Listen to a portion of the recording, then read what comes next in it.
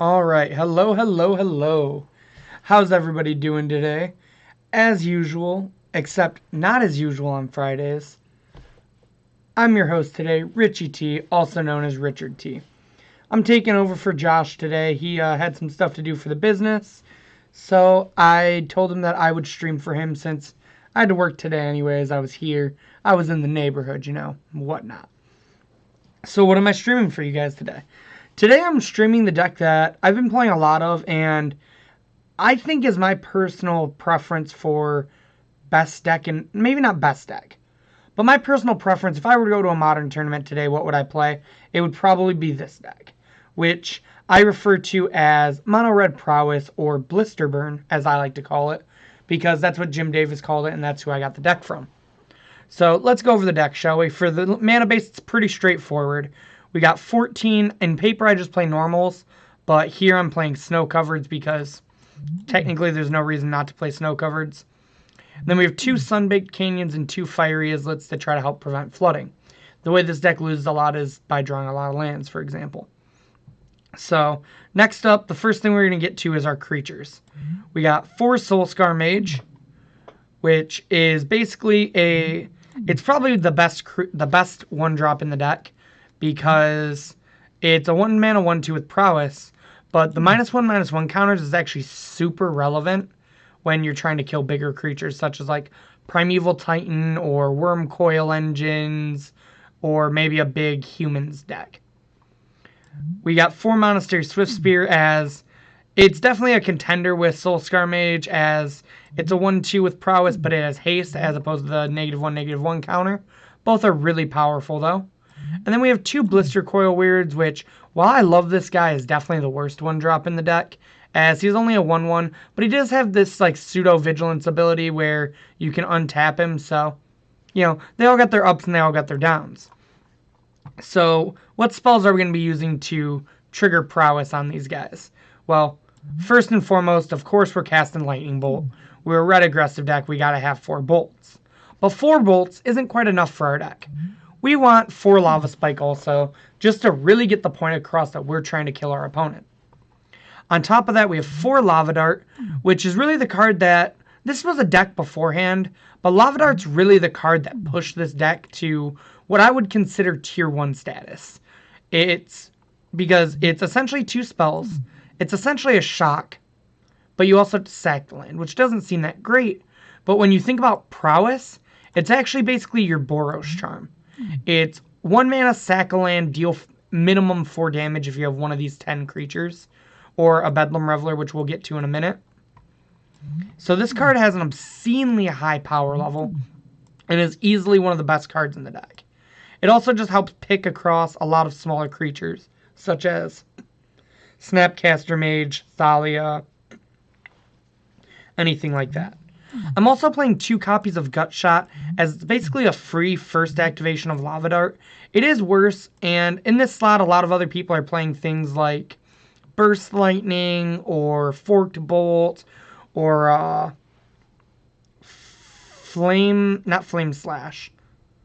Firebolt. I just prefer Gutshot because I've had a lot of scenarios where it being a free spell has super mattered. And then I go really deep and I play 3 Mutagenics on top of that. A lot of lists you'll see online don't play this card. Trust me, play this card. It is easily the best card in the deck, and the only reason we're not playing 4 of is I really needed to make room for a 10th 1 mana prowess creature, and this is the card that's the most awkward drawn without a creature, so it just seemed to make sense to trim down to 3. This card is a blowout against your opponent. It gives you your fastest goldfishes. It's basically a lightning bolt with your prowess creature for 0 mana. Mutagenic Growth is actually insane in this deck, and I love this card in this deck. I've played Mutagenic in other decks. I'm typically not a big Gutshot fan, but this deck uses the Phyrexian spells that are legal in Modern to such a high advantage that I really enjoy playing all of them in this deck. So the other spells that we have in this deck, which do trigger prowess, but are also here for other reasons, are cards that draw cards. Because with prowess, they essentially are draw a card plus a damage. or more, depending on how many we have. So we have 4 Manamorphose. This is literally just a free spell. So it's a free prowess trigger. It immediately replaces itself. It lets us just cast like burn spells off it or other cantrips off it. And Manamorphose is great. If this card got banned, this deck might not be playable. We got 4 Crash Through, which is secretly probably one of the other best cards in this deck. It's like it's probably top 5, honestly. Like, the creatures are very important, but they're all kind of, interchangeable. Crash Through it just pushes through so much damage against a lot of decks. And it's one of those cards that people really wouldn't think a lot about, but actually does so much. Trample is huge. And then we have 4 Light Up the Stage, which is also an insane card in this deck. As Spectacle is really easy to trigger. It does get kind of awkward if you're on the creature plan, because if you don't cast a burn spell before it, you do have to cast it after, and you don't get the point of damage. But 1 mana Divination is just too good. And then we have a little bit of top end here. We got a 1-of Seasoned Pyromancer, which is probably my second newest edition. As I said, the newest edition is going back up to the second Blister Coil Weird. But I wanted 3 pieces to grind. For a while, the deck was only playing 2 Bedlam Reveler. Bedlam Reveler is definitely a better card in this deck, as there's many times it's going to just cost 2 mana. It's going to rip you the spells you need to kill your opponent, and it's also just a big body on its own. But when I tried 3 Bedlam Revelers, 3 Bedlam Revelers felt like too many. And Anthony Nazzaro, if you're watching or if you watch this in the future, he's actually the one, so shout out to him. He's the one that recommended playing a 1-of Seasoned Pyromancer to me, and the cards felt great as a 1-of Since. It's basically like your 3rd Bedlam Reveler, but you have control over what you discard. You don't have to just discard your whole hand. The flashback has been relevant. It makes bodies, so it's a little bit of go wide, and you're typically just, push with 1 or 2 creatures deck. And it's just been great. So the 1-of Seasoned Pyromancer has really impressed me. Moving on to the sideboard, we're going to go over some removal spells right now. First, we got 3 Abrades, as artifacts can be a problem for this deck, such as Chalice of the Void, Ensnaring Bridge, Witchbane Orb. So you want to be able to get rid of them. So we have 3 Abrades and a 1-of Kozilek's Return for being able to sweep the boards against small creature decks like Soul Hoarder, Humans, or anything like that. Next up, we have our heavy hitter cards. We have 3 Surgical Extractions, which is currently the only thing I'm unsure of in this 75 is the Surgicals, actually. If you play 3, I think Surgical is correct, because they're coming in against the graveyard decks, but the thing you really want to hit is like Creeping Chill Dredge. That's about the only card you really care about from most graveyard decks. So that's why I'm with Surgical right now.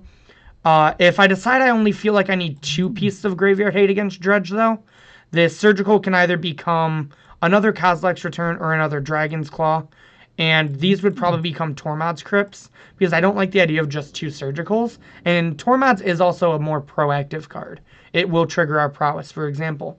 So that's something I need to test, something I've been thinking about, but haven't quite put the nail in the coffin yet, and I wanted to play the list that I know is tried and true for you guys.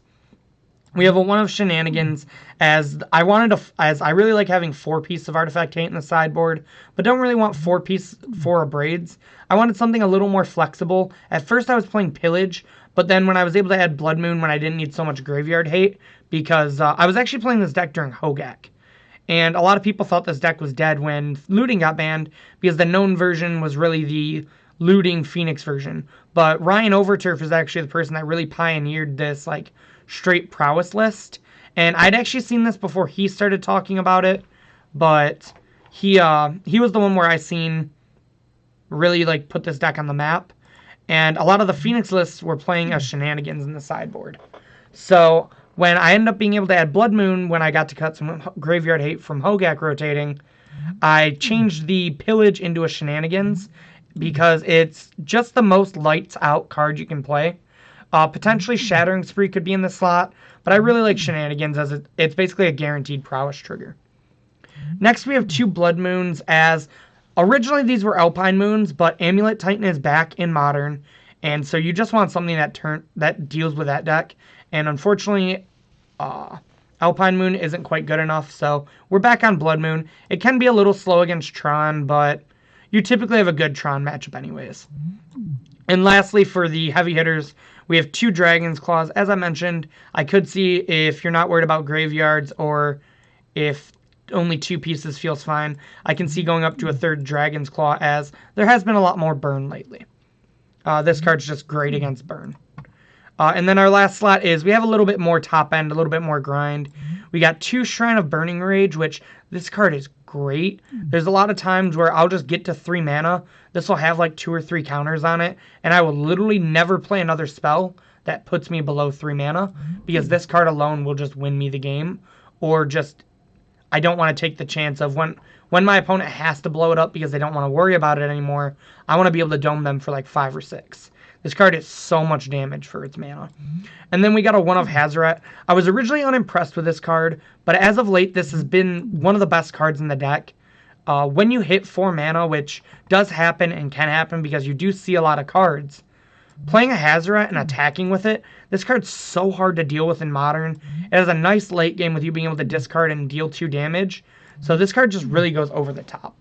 But I think that's enough of me explaining this deck.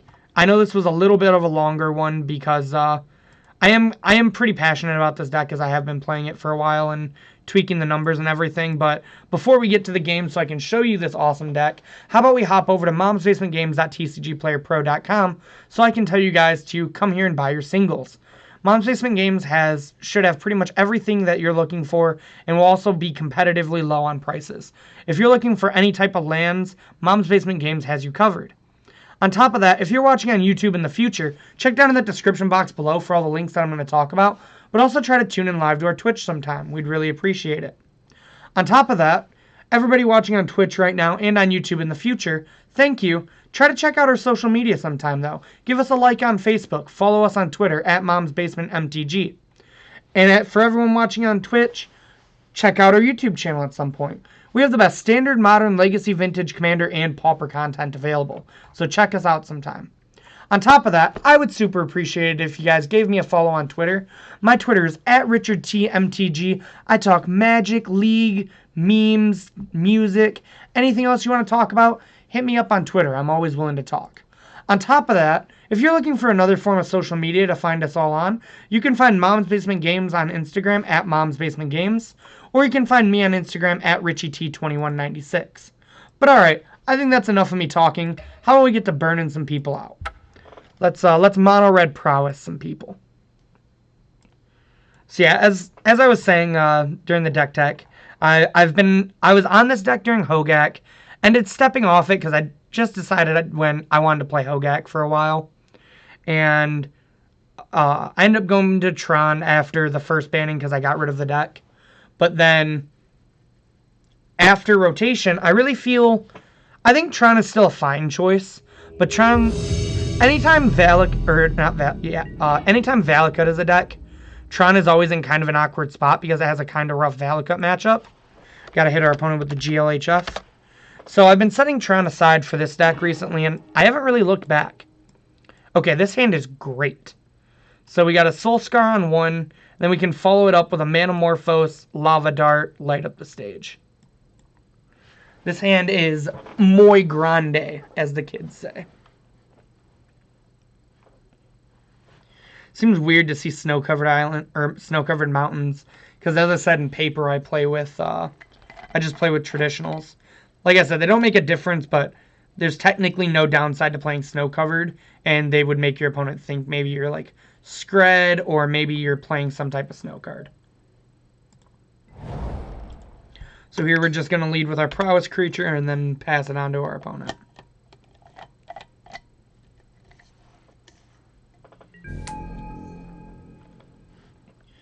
The big benefit to this deck over other aggressive decks like Burn, for example, is I really think that Mono Red Prowess has the fastest kill among any of them. Like, this deck can Goldfish a lot of turn 3 kills. To where Burn can turn 3, but we're facing Mill. So this is going to be a pure race. But, yeah, as I was saying, against, with Burn, it's typically more of like a turn 4 to turn 5 deck. And this deck, I actually think, has more late game than Burn. But I think the reason why Burn is more popular and why you see people typically tend to lean towards burn as opposed to this deck is burn is a little more consistent. Alright, so we're going to start off with our Manamorphose. Get our double red here. Bolt our opponent.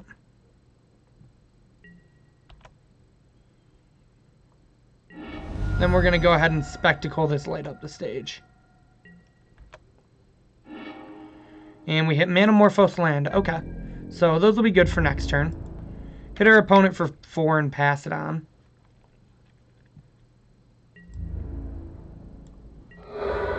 So let's see. Next turn, our opponent's at 13, 12, 11, 10, 9, 8, 7, 6. We have our opponent to 6, and we still have 1 more mana still to cast. And if they mill any lava darts, that just helps our goldfish even more. Well, I guess Hedron Crab's kind of awkward because it blocks. But we'll work our way.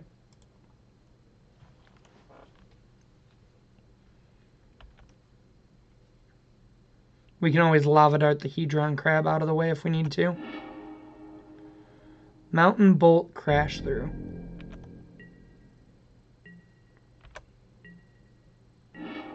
Alright, and we draw a spike. So we're going to start off with this Manamorphose here.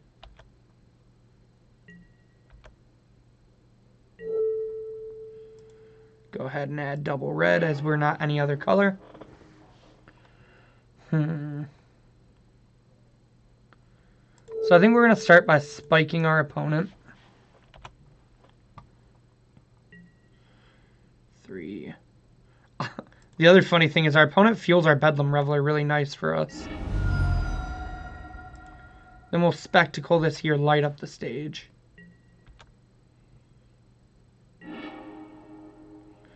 Ooh, so we did hit a Swift Spear. But we really want to get this Hedron Crab off the battlefield. So I think we're just going to go ahead and Lava Dart.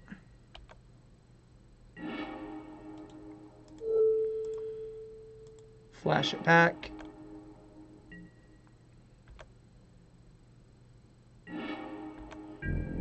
And then we'll 6 our opponent, putting them down to 4.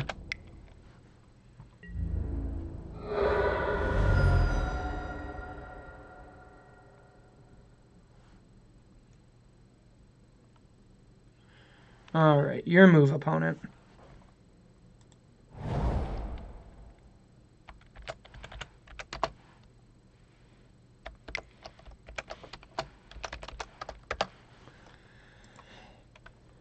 I think our opponent wanted to field us, but then they realized that we only have basics. And our opponent scoops it up. So, we managed to get there that game. Kind of just put the pedal to the metal. Which is what I think you typically do against Mill. So, how do we face Mill? I don't think Dragon's Claw is good. Shenanigans doesn't seem great. A Braid might be okay, but I think our bolts are fine. Surgicals don't seem needed here. Let's see. I think we kind of just want to race our opponent. So I don't think we want these Hazarets or these Blood Moons or this Kozilek's return. Shrine might be... Seasoned Pyromancer is actually kind of cool if it gets milled, though. Yeah, I think this might actually just be like a don't sideboard matchup. This might just be a run the main back. What do you think, chat? Do you think we're just running the main back?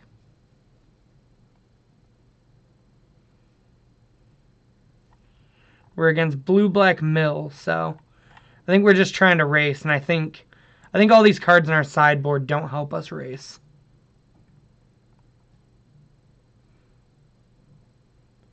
Bedlam Reveler seems great because they're going to fuel it for us. Pyro can get milled and is something to do when it gets milled.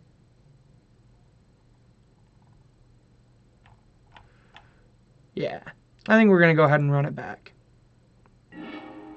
So how are you guys doing today? Are you guys going to pre-release, just chilling at home.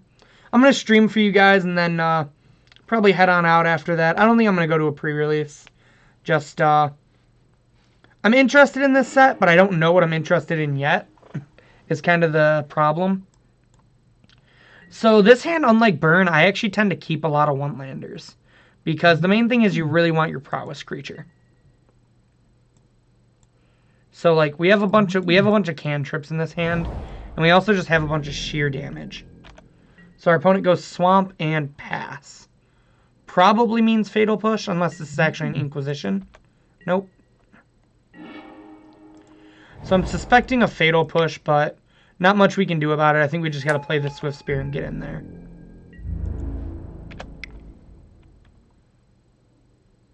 Yep, as expected. So now we just need to try to find our second land drop. Maybe a prowess creature also.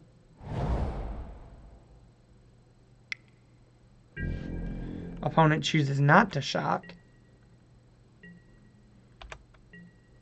And the turn comes back to us. Alright, so we're going to crash through here. No land, unfortunately, so just pass it back to the opponent.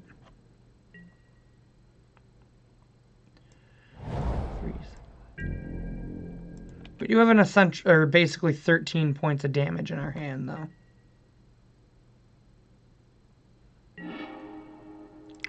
Still not a land. Alright, there's our land. So now we'll just go ahead and pass it to our opponent with the plan to probably like Bolt or Lava Dart.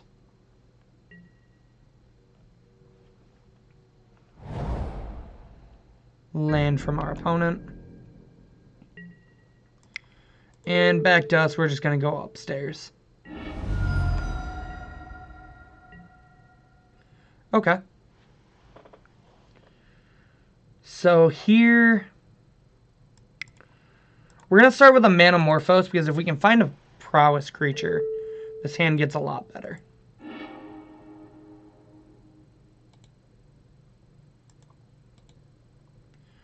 So same thing applies, except we can actually just pay 2 life here because our life total doesn't really matter. And then we can spectacle this light up the stage. Perfect. So we found our creature. So we're actually just going to hold all of our spells in our hand and just pass it on back to our opponent.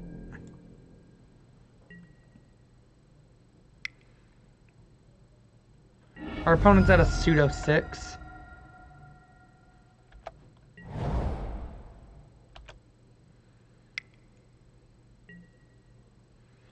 Okay, mission briefing, Fatal Push.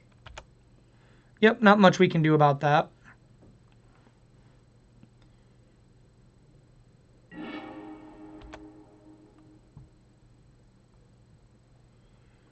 Looks like our opponent might have sideboarded into like almost blue-black control.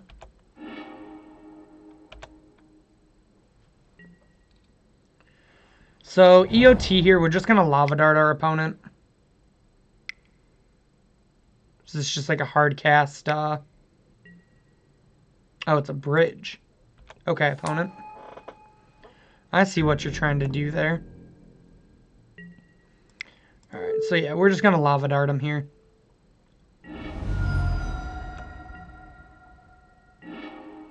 Mutagenic. This is what I was talking about, where Mutagenic really needs a creature to be good. So here, we're just going to sack our Fiery Islet for a card. We find another land, unfortunately. Alright, so we have Lava Dart in our yard. 3, 6, 7, 8, 9. So our opponent's still at the pseudo 5. Again, I kind of just want to hold on to these spikes, I think.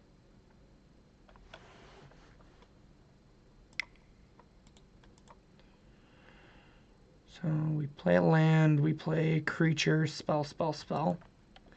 Yeah, well, if we draw Bedlam, actually.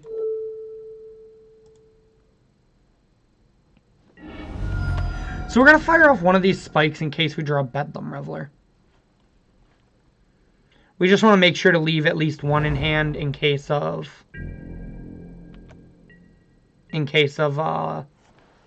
light up the stage.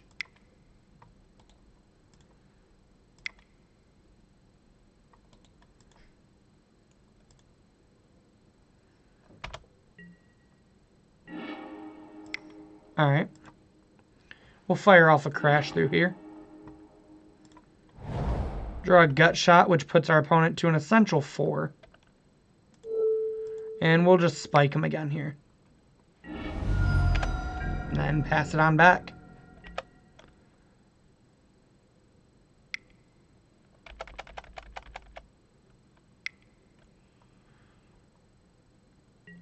Hard cast archive trap. You got it, opponent. So we got another dart in the yard. So that's 1, 2, 3, 4.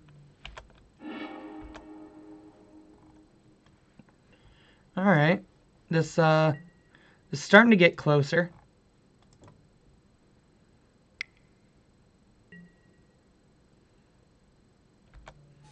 Yep, can't do much about the Hedron crab here. I don't think we're going to kill the crab right now.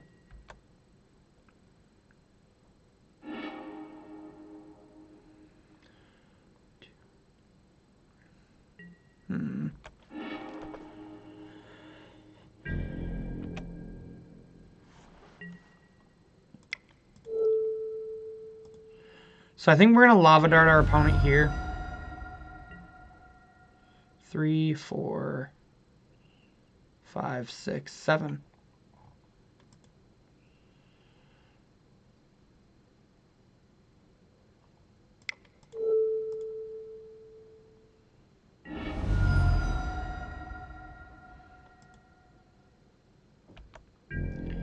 So here, I'm going to actually go ahead and just pass it to our opponent. Because I think it's... I want to try to get them to tap mana, essentially.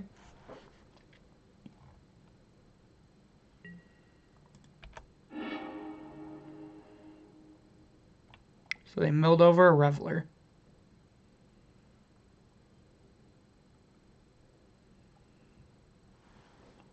So what I'm doing is, in case they have a card like Cryptic Command or some type of counter spell in their deck, I'm just trying to play around it here since we have lethal.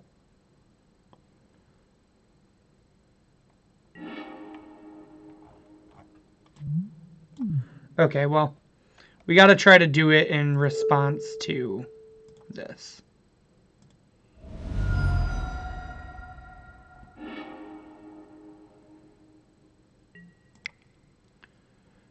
So we're going to float a red and lava dart our opponent.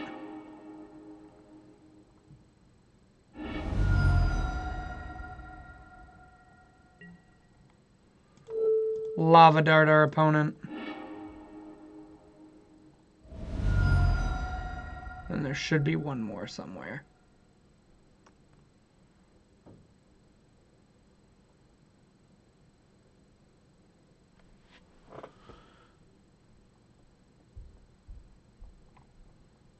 Wait, did we not? I could have sworn I'd seen one more. Okay. Phew, I had myself worried there for a second. Thought I overlooked. And lava dart you one more time.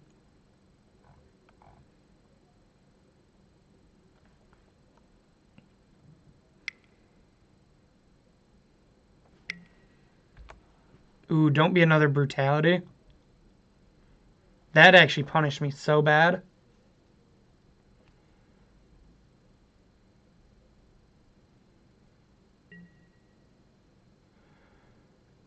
Yep. So I guess we were supposed to do it on our turn. Man, that's unfortunate. I thought we actually had that game, but the crypt incursion got us.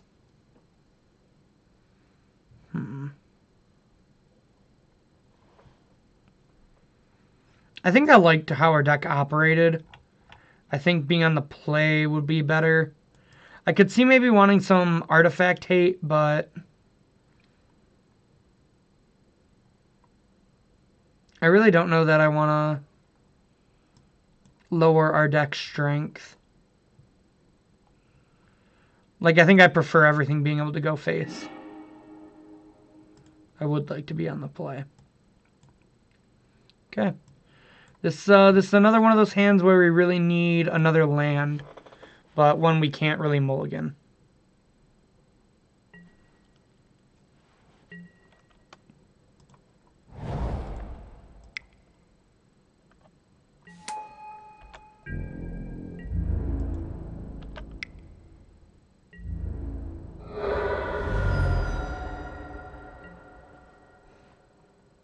Hit our opponent for 1. If we draw land, we just get to, like, go off. If not, we'll probably just light up the stage post-combat.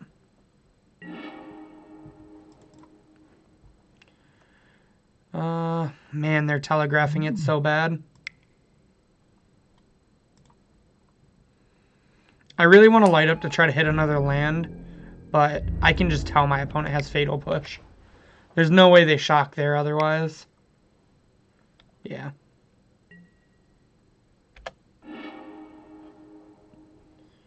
So I'd rather get in this 1 damage at least.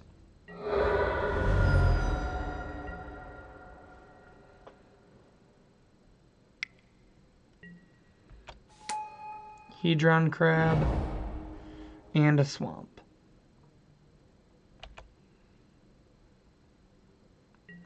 Please don't mill a land. It did mill a land, but it wasn't going to be our draw for the turn anyways.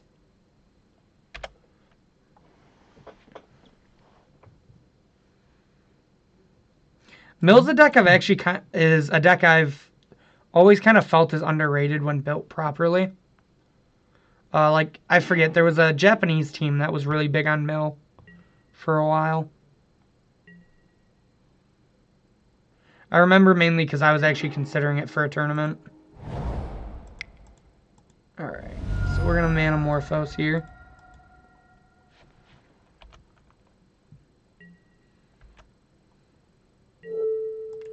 Red.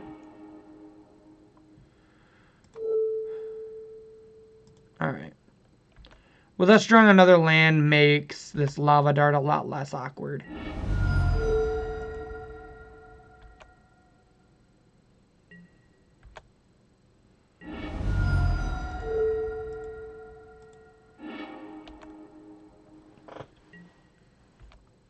So now we put our opponent to 8 with 1, 2, 3, 4, 5. So if our opponent mills us any, it's pretty likely we get to cast this Bedlam Reveler.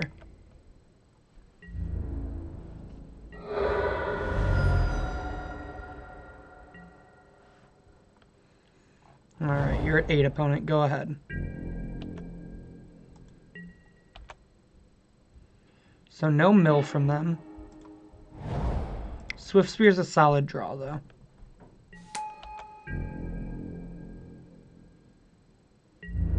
Go to combat, get in there for 2. Yep, I figured they had at least another removal spell. They take 1 down to 7.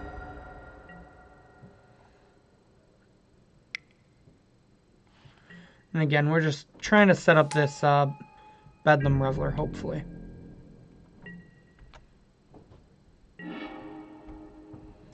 Alright, that does it. Go, Bedlam Reveler. Okay. Those are some solid draws. We'll hit our opponent down to 6.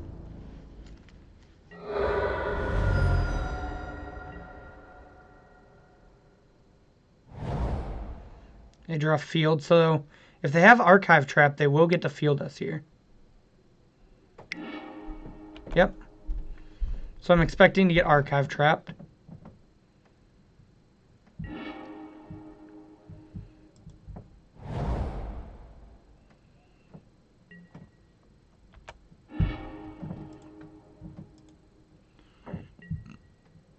Ooh, double archive trap.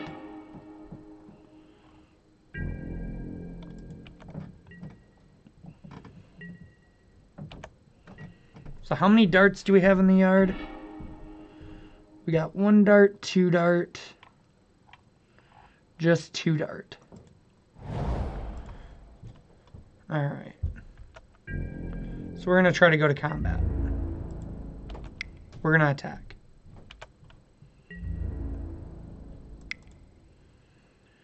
Alright, our opponent's going to declare no blocks, and we're going to Manamorphose.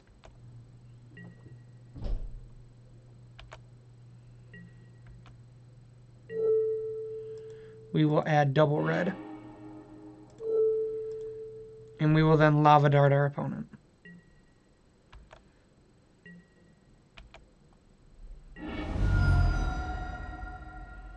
And we will then flash back a Lava Dart on our opponent.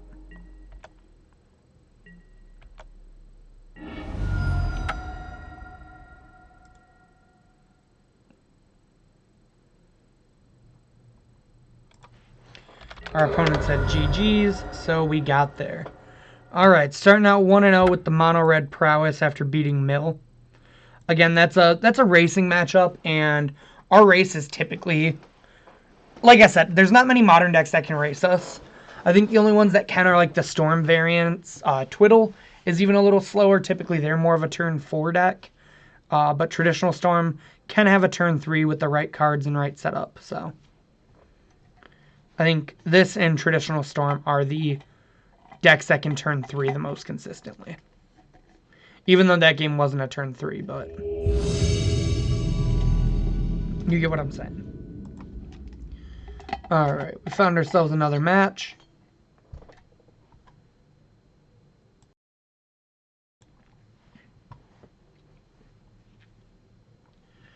And we're just waiting for our opponent to accept.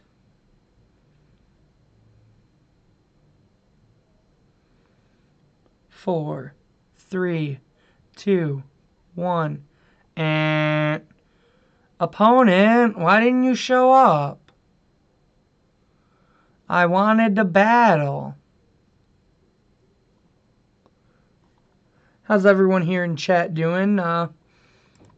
Again, I'm just streaming for you guys. I know some of you guys might be at pre-releases watching, and I super appreciate that. I'm personally not going to go to any pre-releases. Probably just going to buy the singles I need for Standard when they come out next week. Excited to dive into some Arena, too. Starting to play some. You know, the format's still really wide open, so not 100% sure where I'm going to end up. Hit our opponent with the GLHF and decide to be on the play. Yeah, this is another one of those one-landers, but we actually get to do a neat trick where we can gut shot light up the stage. So if we don't find our second land, we always got that as a backup. So we're going to lay it on Snow Covered into Blister Coil Weird because it does not have haste like Taylor, and pass it on to our opponent. If we draw a land, though, this hand just gets to do nutty things. Sleight of hand. So speaking of Storm, that's probably what we're facing here.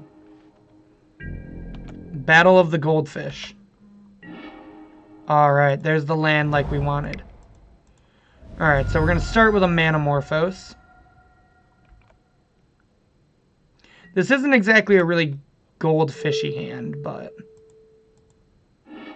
Okay, we draw another land. So now we'll go ahead and play Taylor. Gut shot our opponent, paying the life. Stack them how you want them.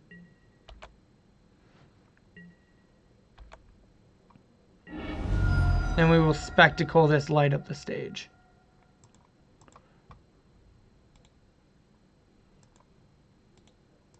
We're going to always yield to those. We had a Blister Coil and a Lava Spike. Alright. Hit you for 7, opponent. Go ahead. So do we have him dead next turn? So let's see. 12, 11, 10, 9, 8, 7, 6, 5, 4, 3. If we find another burn spell, they die. Brawl, Chief of Compliance. Another land, not what we wanted here. So we're going to go ahead and spike our opponent.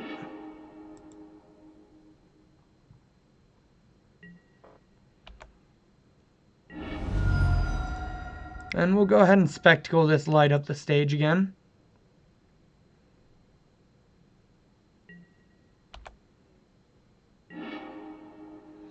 Ooh, perfect. And we will bolt our opponent's Baral.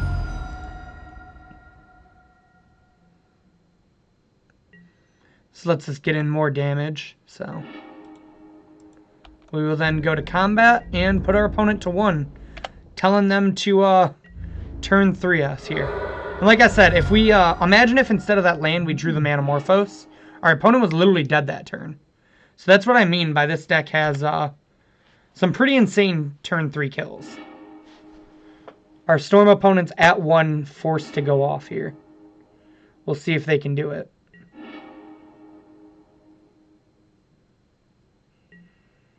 If not, like grape shotting our board is also a possibility for them.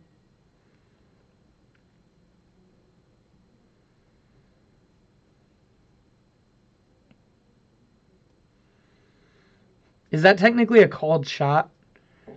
I was just talking about how traditional Storm is the other deck that can turn 3 and then we get paired against it. And we forced them to turn 3 because we were 1 point off. Now imagine if this Blister Coil in play was a Swift Spear. They would have been dead. So that's what I mean. Like there's so many turn 3 kills in this deck. All right, and our opponent didn't find anything, so we're up a game here against Storm.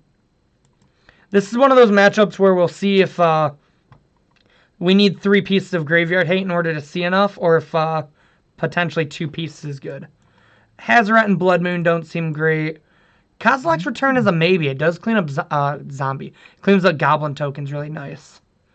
I like the Abrades, actually, because it kills Barals. Typically, they'll be able to win through all that, so. The gut shots aren't great here, even though they do let us kill pretty fast. And I'm kind of thinking about taking out the Mutagenics because they help with our Goldfish, but that's about it. I don't think we want to grind, so we can probably trim the Seasoned Pyro here.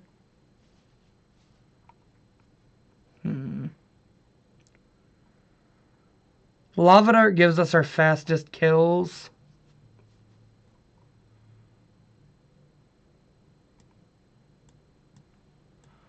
Yeah, I think what we're going to do...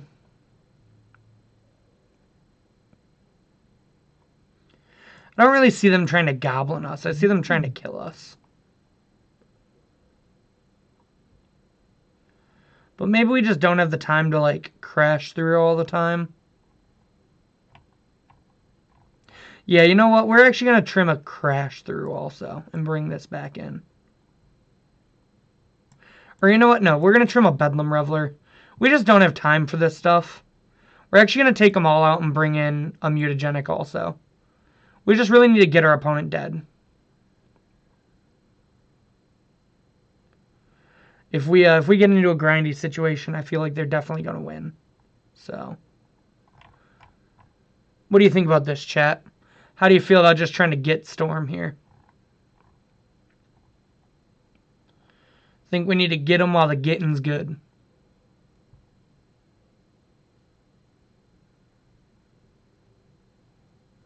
Yeah, we're going to try this.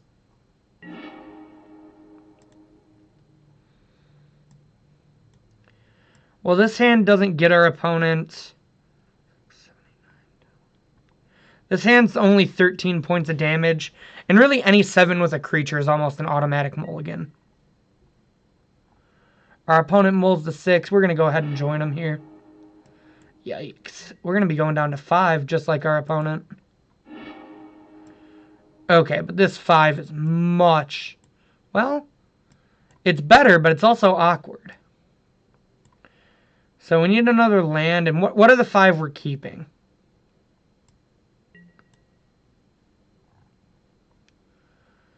So we're definitely keeping this.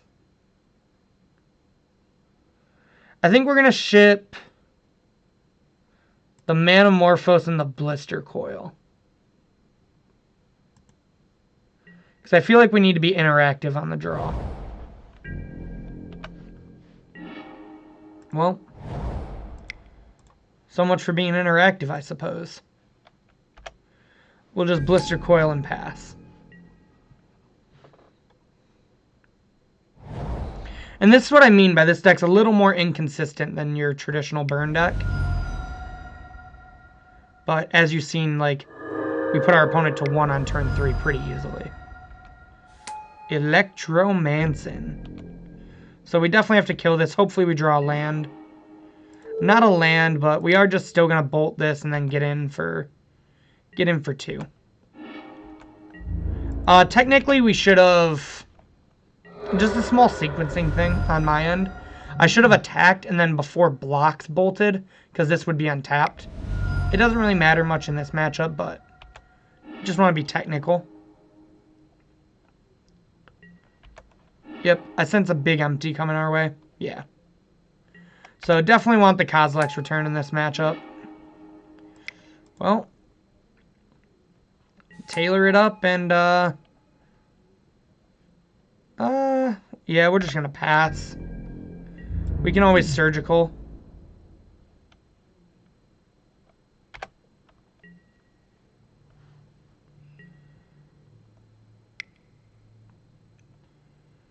Alright, what you got, opponent, after making all those gabos?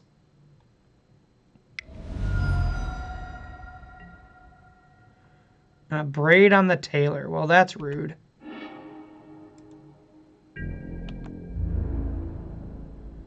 So our opponent's going to ship in here.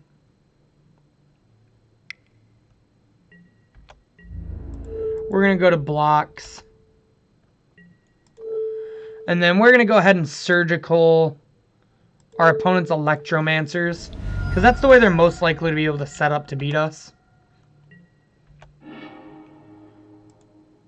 So they have a Bolt in hand. That's kind of unfortunate. So what do they got in their deck? They got a Thing in the Ice. Some pieces of the puzzle. So they set up for a grind game. They still have the Repeal. Okay, opponent.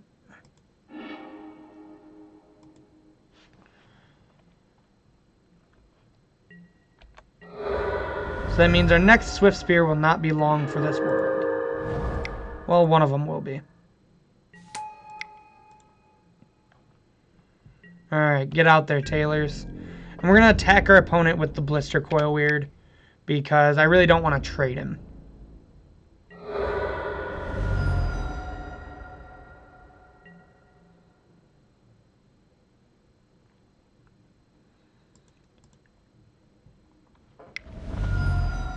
Is this the Bolt, I assume? Yep. Bolt and then probably ship with a good amount of these goblins. Ship with all.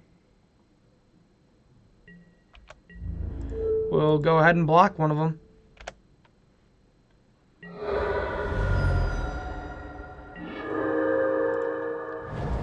We'll play our land for turn. Attack. And then we're going to wait to abrade because I want my opponent to attack.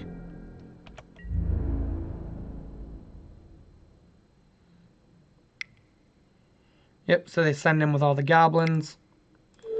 Before blocks, we're going to abrade one of them because it will untap our Blister Coil. We're going to set up the always yielding.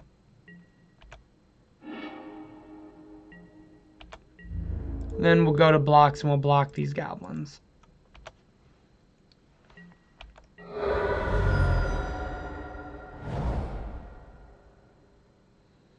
Land for our opponent. And do they correct the islet? They do not. Okay. That's a solid draw for us.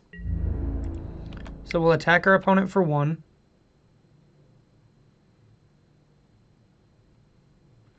It's interesting that we actually become kind of the control deck in this matchup.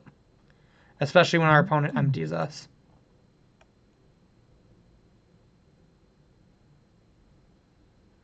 think our opponent's debating if they crack the islet here to try to draw a bolt.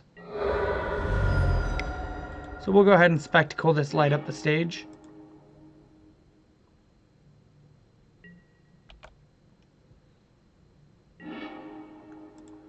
We'll hit land lava spike, so we're just going to go ahead and pass it. We'll spike our opponent next turn. If we draw another light up, that is a trigger for it, so 10, 9, 8, 7, 6, 5, 4. Well, that's rude.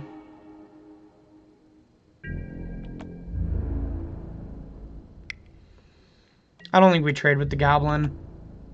I think we have a lot more ways to kill our opponent with our creatures.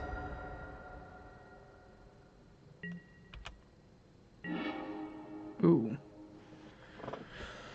1, 2, 3, 4, 5, 6, 7, 8.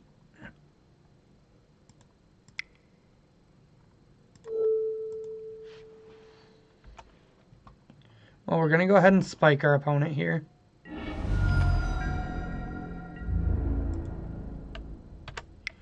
Then we'll get at him for 2.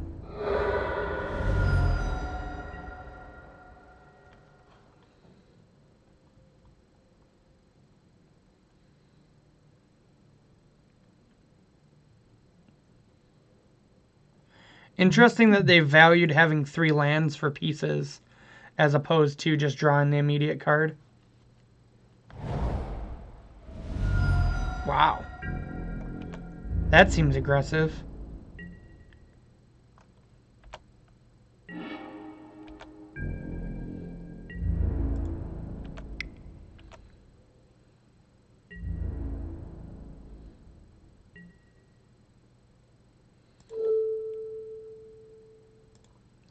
Here, I just want to keep my creature alive.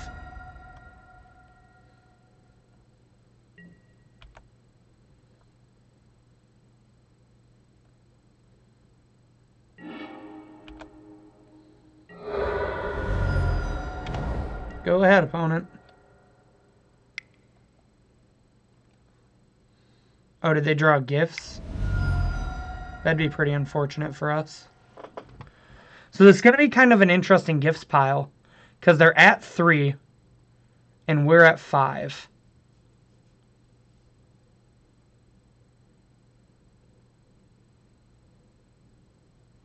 So I'm not 100% sure what they get here.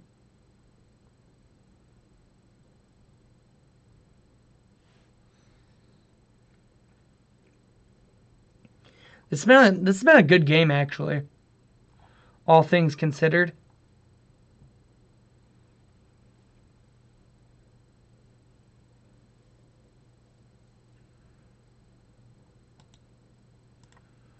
Have we seen anything that makes us want to change how we sideboarded? Not particularly. I forgot this was the one of mutagenic growth, too. Alright, so we choose what goes to the graveyard, right? So we want to give our opponent Manamorphosed and Past.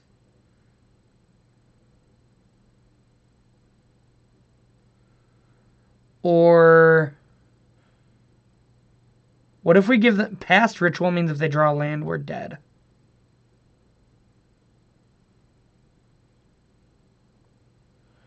Yeah, I think the safe play is to just give them Manamorphosed Past. I don't like giving them something that lets them draw a card, but I think we kind of have to here.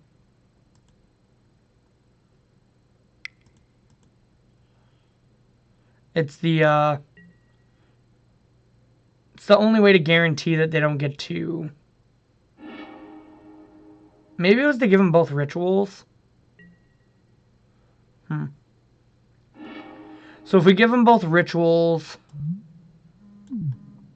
a land still does it, because it's only 1 more mana. So yeah, this was the only way to guarantee that they won't be able to flash back Past in Flames. Unless they draw, like, land ritual, I think. Repeal on our creature. Another land for us, yikes. So here, I actually think holding the land for the guessing game is correct. Because maybe they'll think we drew like another mutagenic growth.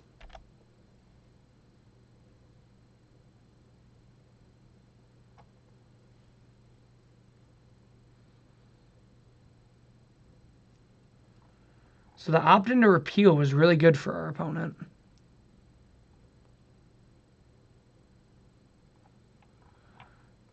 We've cast 1, 2 of our 8 bolts.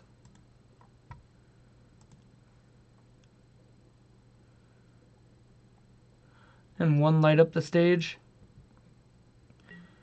Awkwardly enough, this is a game where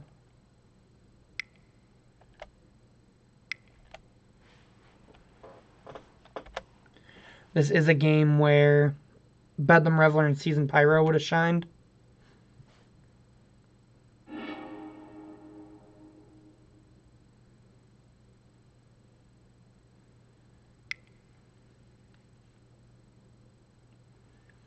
What you got, opponent?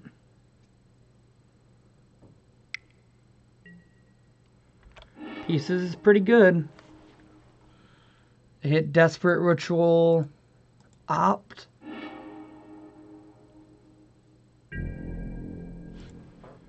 Alright.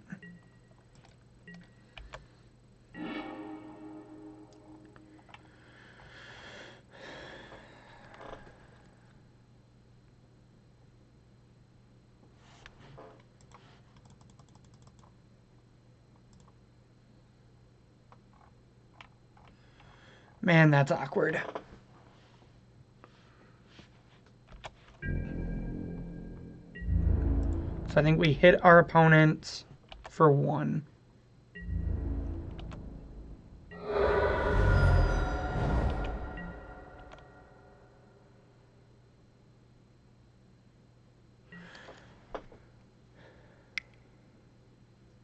This game's been crazy.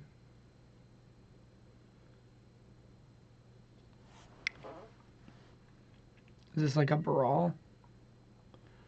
This is the Desperate Ritual.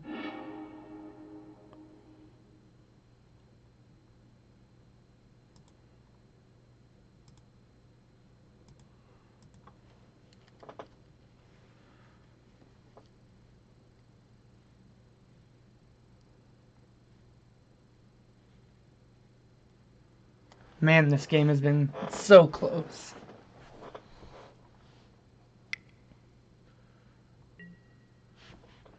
Opt from our opponent.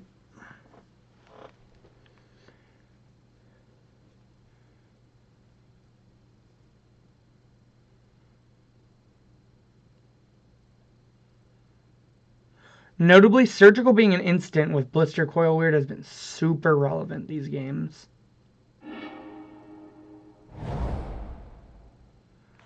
Okay. 2. So that's all 4 Desperates. 4.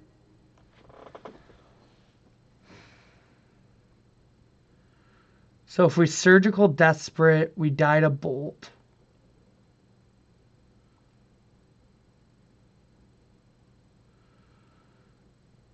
Oh man, this is tough.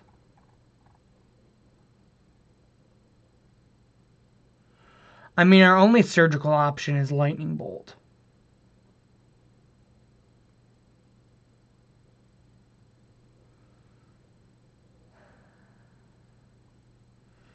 They make 3, 4, 5, 6, 7, 8.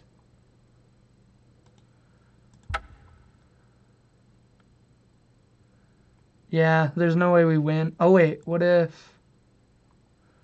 Yeah, no, there's no way we win, unfortunately. They just build up Storm Count and then Grape Shot us. Oh, man. Ugh. Yeah, maybe these need to just be like Tormod's Crypts or something that hit like the whole graveyard now. Rough, rough, rough. Alright, do we want to change anything? What do you think, chat? Do we want to change anything for Game 3 against Storm?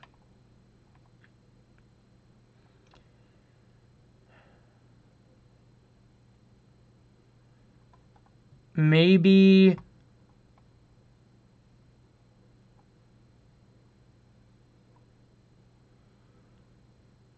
No. Yeah, we're gonna run this back. I would like to be on the play. Yeah, this hand's fine. Notably, that was a game where we both mulliganed to 5, too. Our opponent has a lot more card selection in their deck than we do. We are 1-0 going into Game 3 against Storm right now, Russ. Thanks for stopping in. I super appreciate it, man.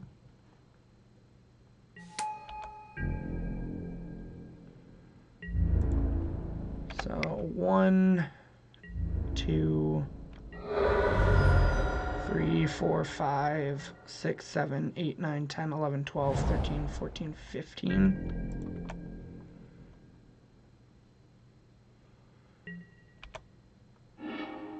Okay. Soulscar's a good draw.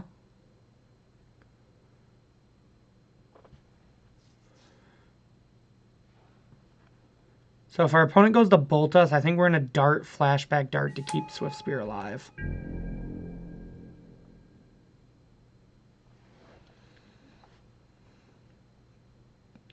Games against Storm, man, are so tight and stressful. Okay.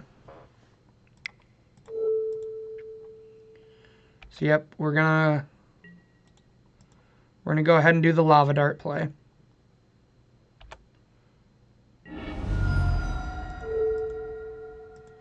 Because I think keeping our creatures alive is the important thing here.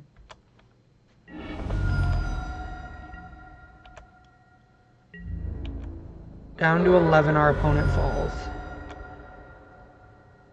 11, 10, 9, 8, 7, 6, 5, 4.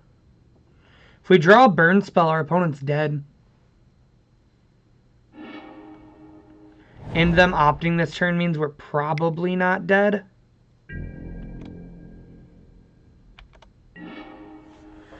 Mountain was not what we were looking for.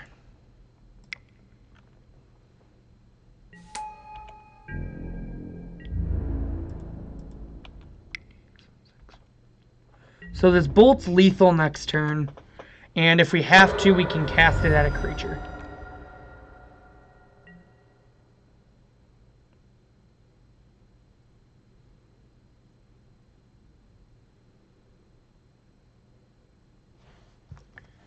Man, it's funny because I was literally telling the chat before this, Russ, I don't know if you were here or not, but I was literally telling them, like, the thing I like about this deck is that it's a turn 3 deck.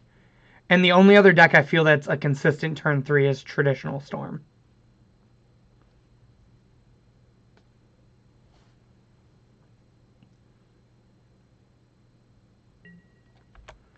Okay. That doesn't look like they have it, so.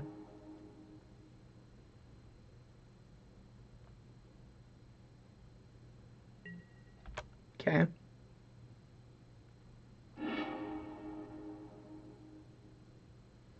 Yeah, I seen that we had a video of it. I was wondering if it was you or Aaron that streamed it. I was meaning to catch it. Curious how different our lists are. Man, the empty's rough here.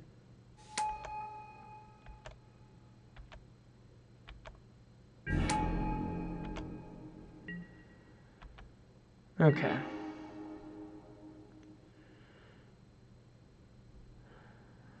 So, 1, 2, 3, 4, 5, 6. I think we just have to try to fight through the gobos here.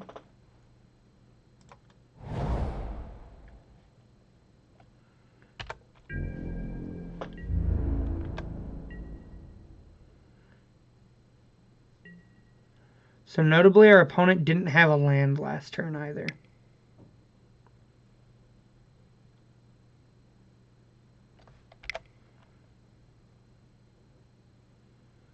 Is this in a bolt or in a braid?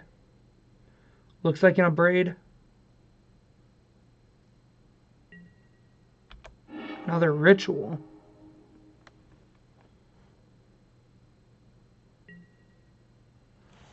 Bolt or Swift Spear. I think we bolt the opponent in response.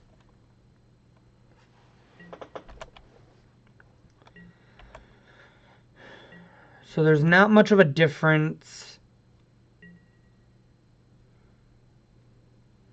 No, I actually didn't know Overturf posted a new list. Did he post a new list? I'll have to check out his Twitter if so.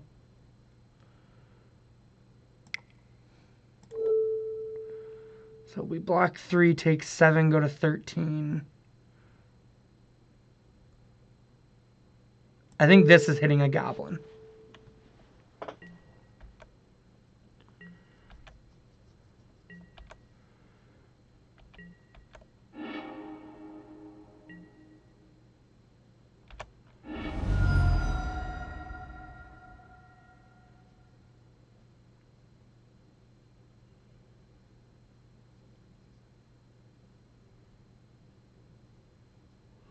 Yeah, this is actually, I can't remember where I've seen it. It might have either been on like a 5.0 or maybe even just potentially like on Goldfish from something. But I actually seen this list from like, this was the list I played during Hogak actually. I played this deck a little bit when Hogak was still around. And it's actually that list just with like one change in the main deck. Oh my gosh. That grape shot is brutal. So yeah, it's that with 1, 2, 3, 4. This isn't that bad actually. He has to point like all of them here. So it's that list, except I took out a mutagenic for the Season Pyro in the main, and I took out a lot of the graveyard hate that was in the sideboard at that time. So my opponent has to point... Yeah, I was going to say. 3 of these are going at my face, and 1 of these is going at the Swift Spear. That's the way they have to kill it. 5. So I'm fine with all of this resolving.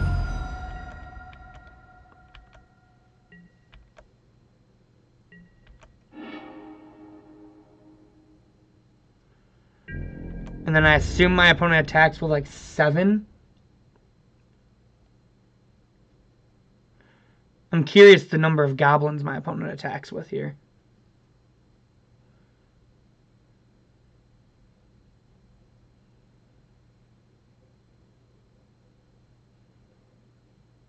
Five seems like the safest number.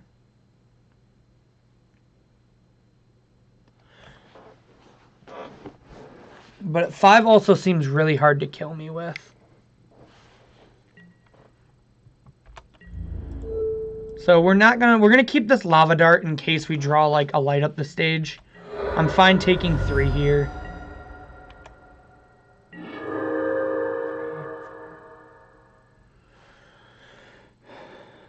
So there's no way they don't block.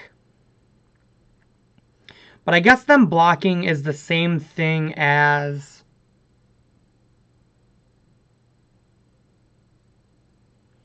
me blocking. Except I get them if they double block.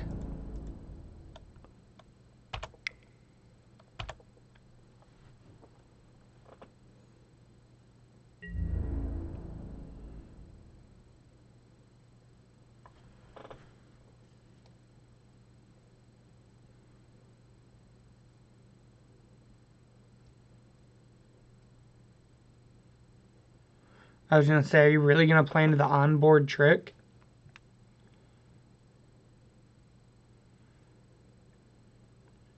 Joke's on you, I don't have to use the lava dart if you block like this.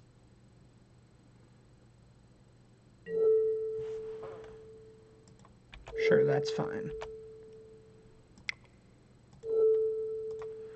Now we put our opponent to 3.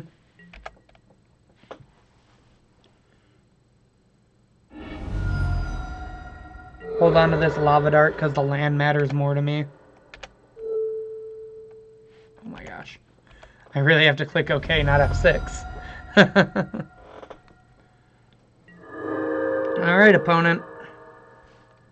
This has been one hell of a game.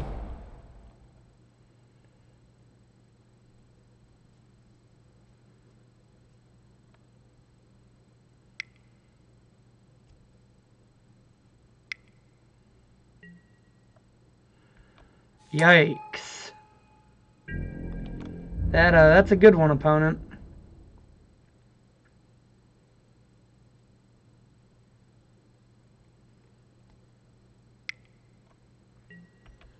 Just attacks for 1.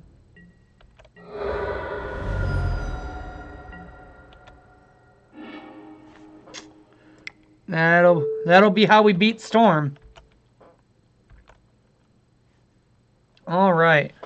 On to 2-0. That one had me sweating, I'm not gonna lie. If we bricked off like we did in game 2, I could have easily seen us losing there.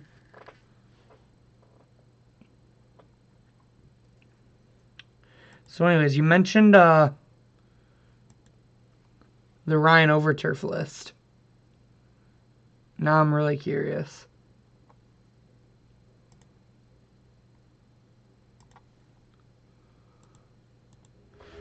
Oh, found a match. We'll have to check the Twitter sphere later. All right, we've been good at winning die rolls. Hit our opponent with the GLHF. It's an easy mole. I know a lot of our cards replace themselves and we can like turn 1 light up, but any 7 without a creature is an easy mulligan. Now at 6 is unfortunately when I tend to keep hands without it. So I do think we're going to keep this hand, unfortunately. And I think we ship Basic Mountain.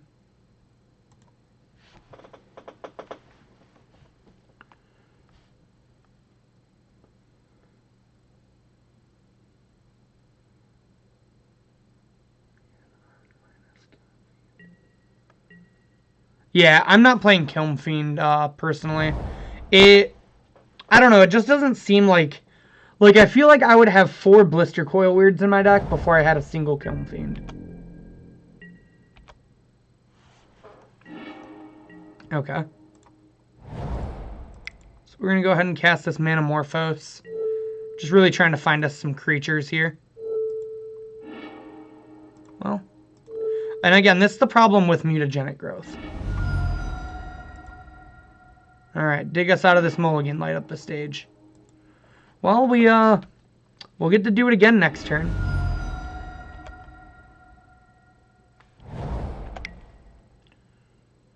Watery Grave tapped.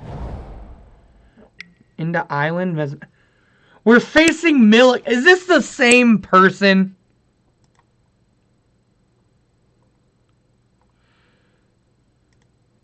I gotta see if this is the same person. What are the odds you face Mill in 2 back-to-back leagues? Or not back-to-back leagues. What are the odds you face Mill twice in the same league? This hand is not as good against Mill as our other one was, though. Alright. Bolt ski upstairs ski. Light up the stage skis.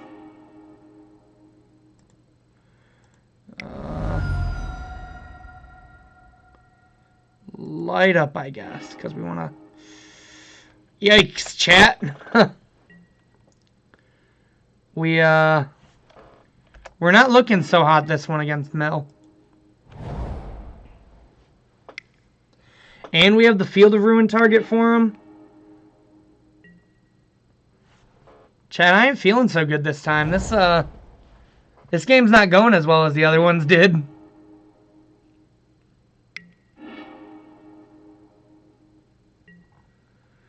Oh, man. 1, 2, 3 lava darts. 4 lava darts and a seasoned pyro have been milled. Well, Does that kill our opponent, actually? 1, 2, 3, 4, 5, 6, 7, 8, 9. This is why I love this deck. We drew Swift Spear off the top, and now our opponent's dead. Just straight up dead.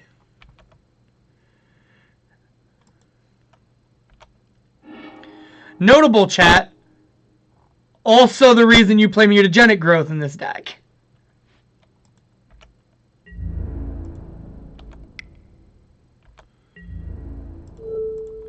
Pew!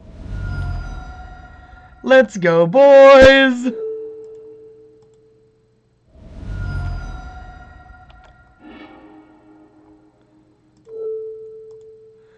Time to get swole, Swift Spear.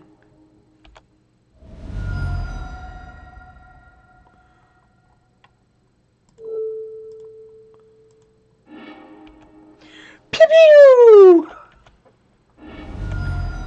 Get 11'd. That was literally the best draw on the deck. Let me just dust the hands off there. Oh, that was great. That was great. That was more than good. It was great. So if I remember right, against Mill, we just ran it back because everything else slows us down. And I still like that philosophy. We just want to try to run our Mill opponent down. In this hand, we'll run them down.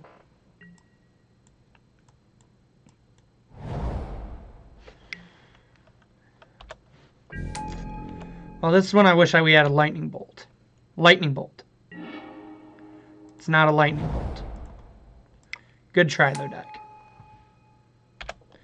We could have lava darted it, but, like, I value my creature more than that. It's cool. I didn't really want those 3 cards anyways. Cool, now you're just helping us. Alright. Pop out the graveyard skis again.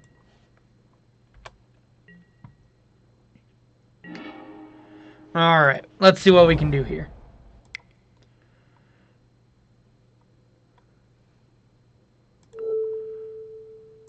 So we're going to start by killing the crab. Our opponent's got crabs and we need them to stop.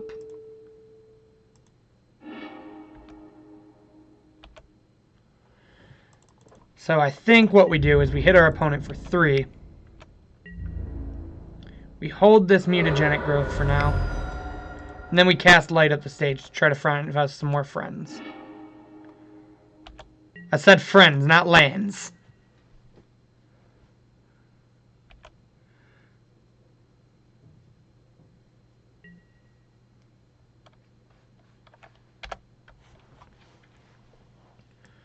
So we're going to F6 here. We'll play the Sunbake next turn because we'll probably end up cycling it. Ooh, is our opponent missing land drops? Well, we're flooded, but our opponent's screwed.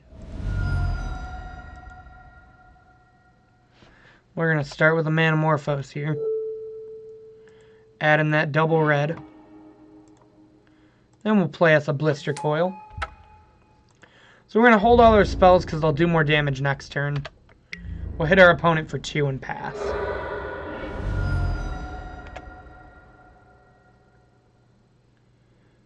F6 here.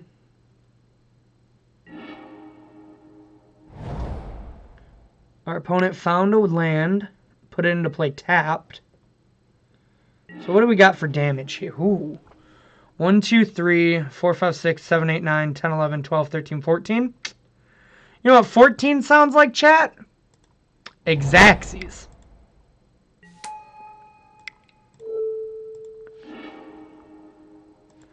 Let's get them. I came here to mess you up, opponent. And that's what we're going to do. Get in there, squad. No blocks are declared. We're mutagenic on the one we care about the least. Sorry, Blister Coil. You just have the least amount of toughness. Alright. That's how we do it. Quick and to the point. 3-0, baby. Let's keep on going. This deck's great. Love this deck. I think we had a lava dart in the graveyard, too. Didn't even matter. Opponent's dead. You're dead, Jim.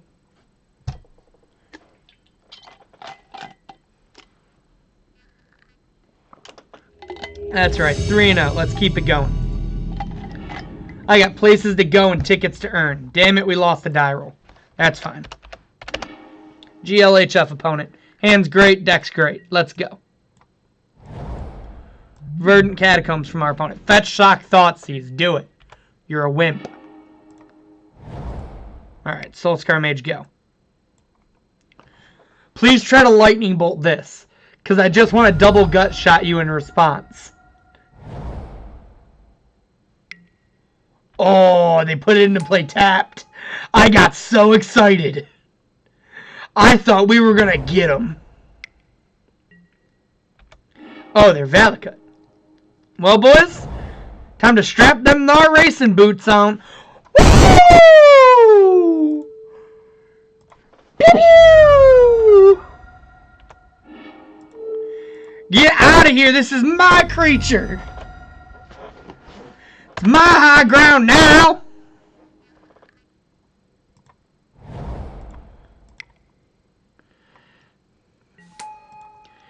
This is my high ground. That's my purse.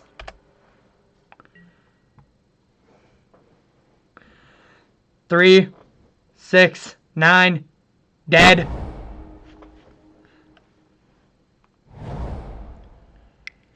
Don't play a Steve. Alright, that's not a Steve. Alright, you're dead, Jim. 1, 2, 3, 4, 5, 6, 7, 8, 9, 10, 11, 12. 3, 6, 9, 10, 11, 12, 13. Okay. They're dead.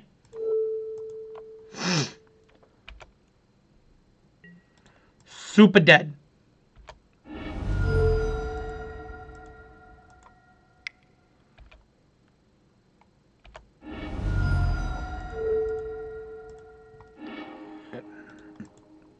Super dead. That's how we do it, boys. We're here to clean up. Alright. Blood Moon? Seems great. Kozilek's Return, not so much.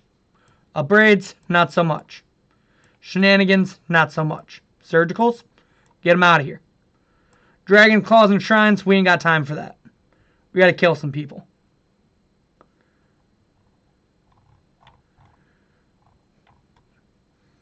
Gut Shot seems medium.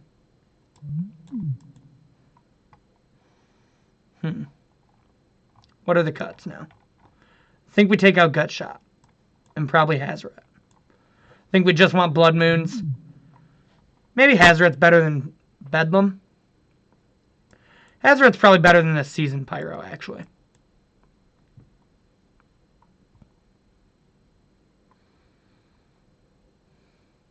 And I think these Gut Shots are actually better than these Bedlam Revelers. I don't think we can grind against Valakut. I think we got to get Valakut dead. Or play a Blood Moon.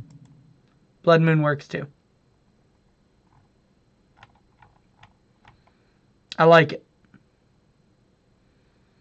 I like it, chat. What do you guys think about this? Think this is good for the getting them dead plan? I think we're going to try to just get them dead, chat. Let's get the getting while we can.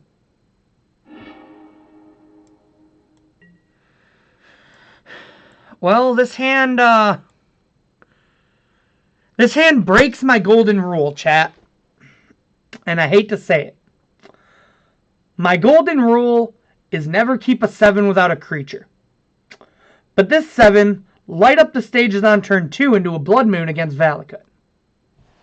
So we're going to keep. Blood Moon, honorary creature, confirmed.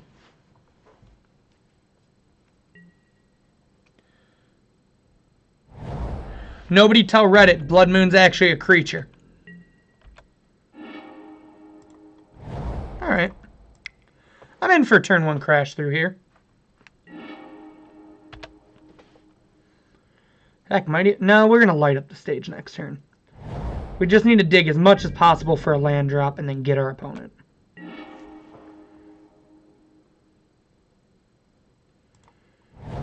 Does that rule still apply when we draw a creature?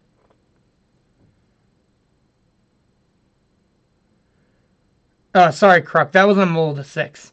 I was saying, like, I almost never keep a 7 without a creature.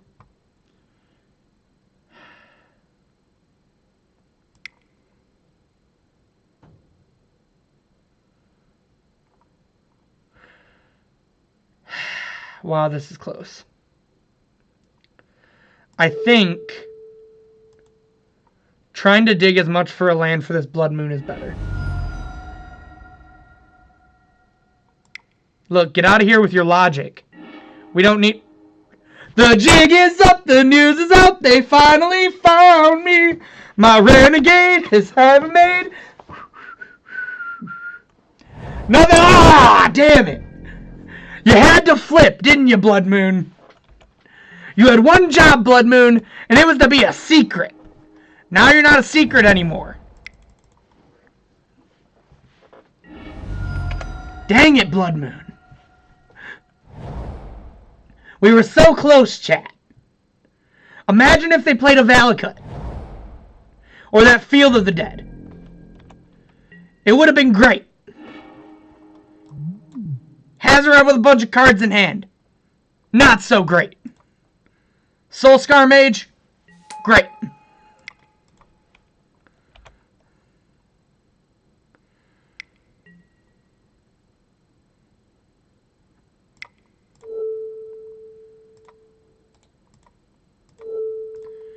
Leave my creatures alone. They did nothing wrong.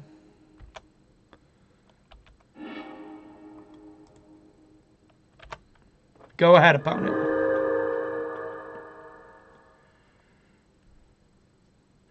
Weird our opponent kept a hand with no ramp.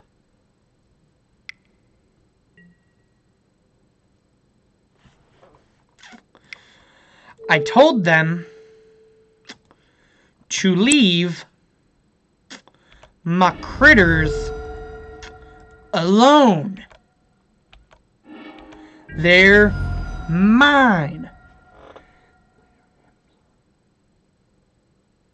Look, I understand he has a million kill spells in hand, but I want to keep my creature alive. 1, 2, 3, 4, 5, 6. 6 doesn't seem like lethal. Let's play another Blood Moon. Hiya.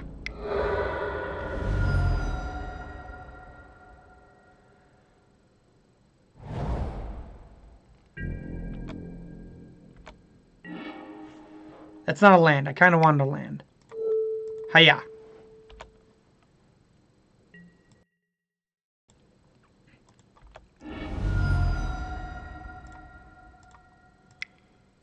Hiya.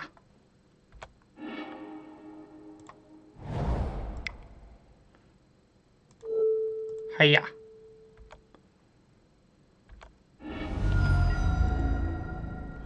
Woo! 4-0, baby. This is how you do it. You get them dead. You just got to get them dead, chat. Now, we're going to take a short break so I can go change the title and let people know that we're playing for the 5-0. Meanwhile, while I do that, let me pull up the sponsorship for momsbasementgames.tcgplayerpro.com to let you guys know that if you want to play this sick mono Red Prowess deck, that momsbasementgames.tcgplayerpro will have you covered. They are the best place to get your cards as they will probably have the cheapest prices.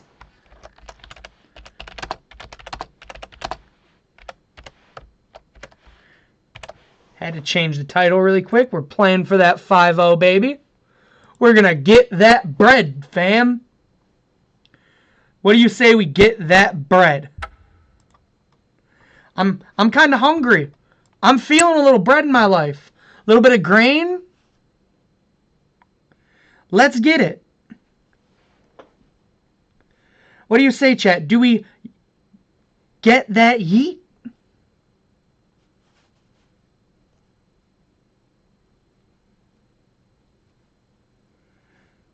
Come on, chat. I can't be the only one making noise.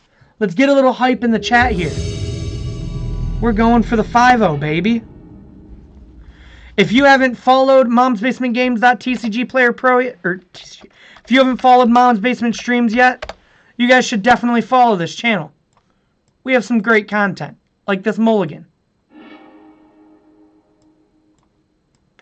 And like this mulligan.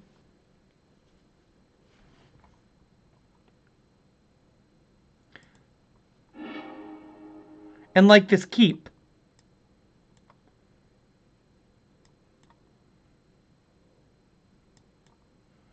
Where we keep everything but these lightning bolt, this lightning bolt and Manamorphose.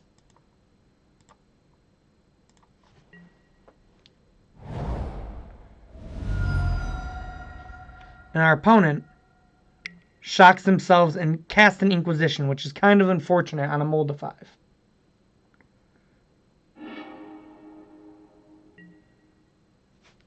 But, joke's on them. I'm a very skillful magician.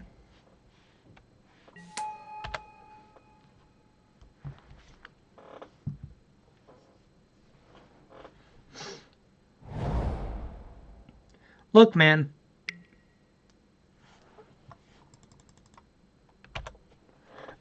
I'll let this resolve. Alright, we could use some card advantage. That's kind of card advantage. Not quite the kind I'm looking for right now, though. We need a few more spells for that one.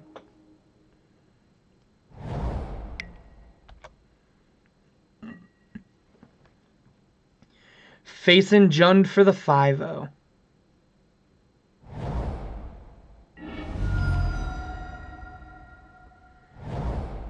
Yeah, you know, we'll get there.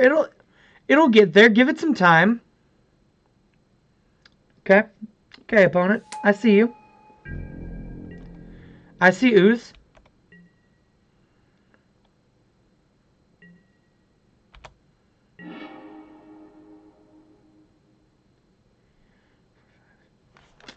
We're getting there.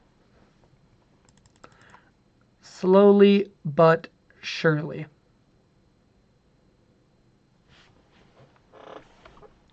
We're going to play our land. And the question is, do we want to trade with this ooze? I don't think so.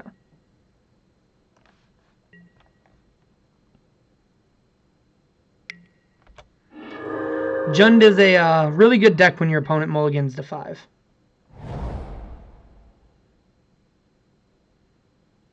Is this the old Blueberry Elf?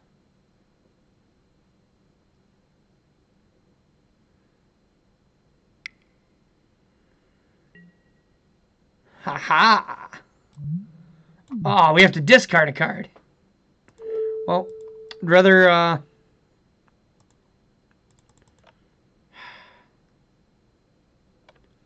No, we need this Bedlam Reveler if we're going to come back.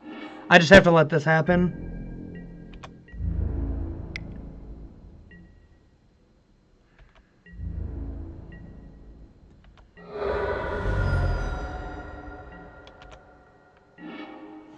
Alright, well, one more of those and we'll be casting a Reveler.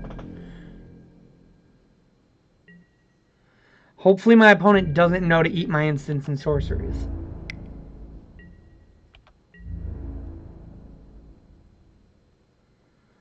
Oh, for sure.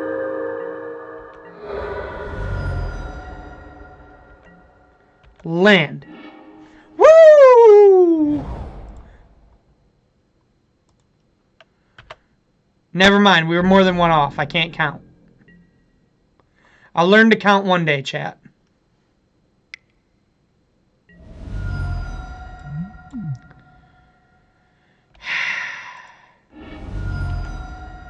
I'm sad, chat. Really want this 5-0.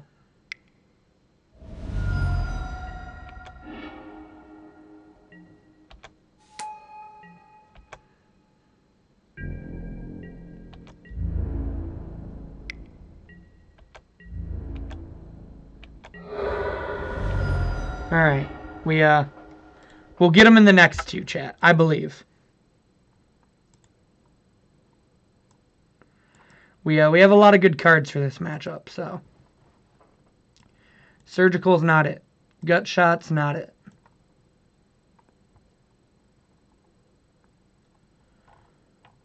Dragon's Claw are not it.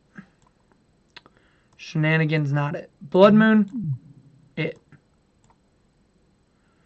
So we got 6 more cuts to make.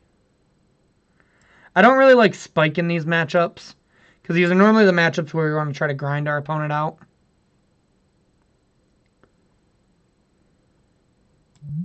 I'm pretty iffy on Shrine because of Kolagon's command.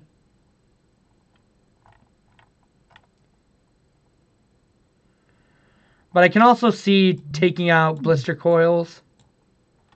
But I think they're fine.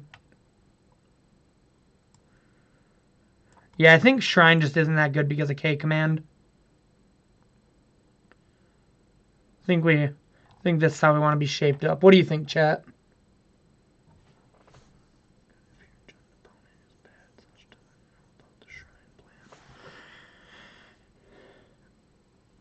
Oh, I didn't take a... Thank you. I totally overlooked the abrades. This is why we have you here, Crook. So we're going to get these back in. And we'll bring a spike in, I think.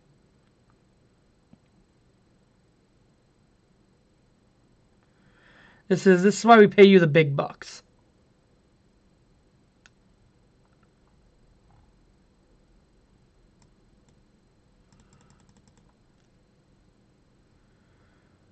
Is Spike better than Mutagenic Growth? What do you guys think? Spike's guaranteed damage. I don't really know that I want to have a chance to have a dead card in hand.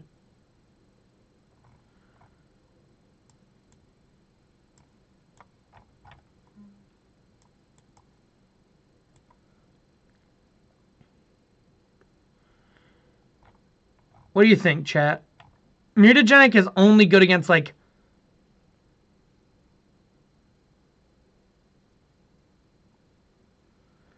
And they know about it. They've seen it because we discarded it off the K command. Yeah, I think we're going to try it like this. I would love to be on the play. This hand is great.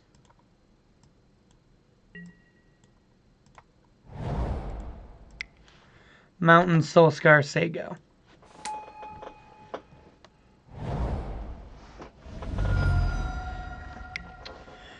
Yeah, it protects against Bolt, but like... I don't know. I'm with you. I'm very 50-50 on it.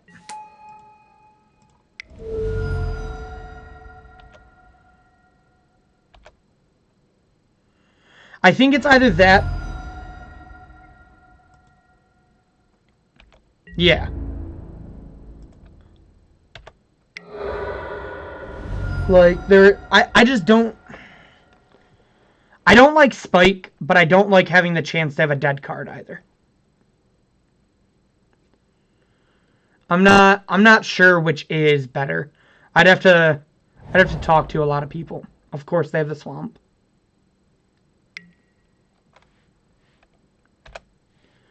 Yep. This is fine. They probably take Reveler, I assume. Unless they think they have time, then maybe they take the Blood Moon just to potentially not make their colors awkward. I think Jun's a pretty rough matchup. Interesting, they take Lightning Bolt. That means they're not worried about the Reveler yet, and they're not worried about the Blood Moon. Okay.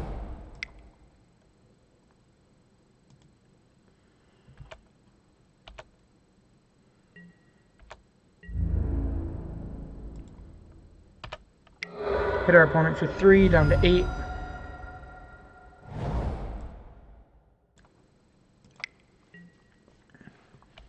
Plague Engineer from our opponent. That's an interesting board in.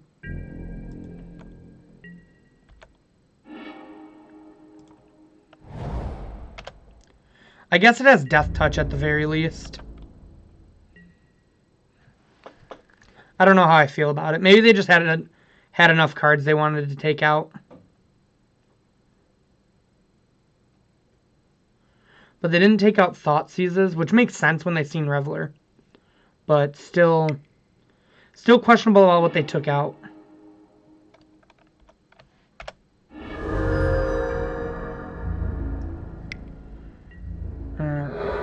Land for Reveler. Spike means we can Reveler next turn. 1, 2, 3, 4. So we'll spike our opponent and pass.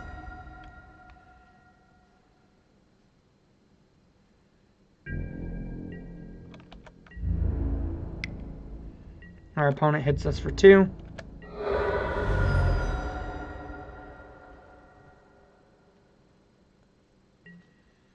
And passes the turn. Alright, we'll,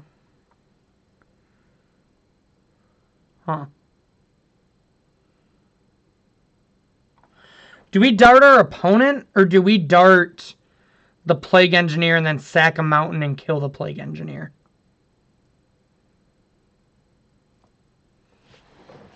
What do you think, chat? So we dart, we Reveler, and then we can dart the Plague Engineer? Or we put them down to 6 and draw 3 cards?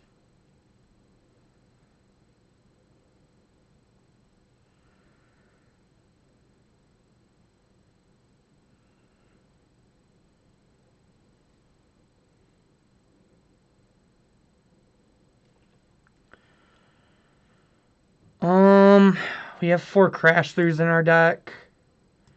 They don't have green mana.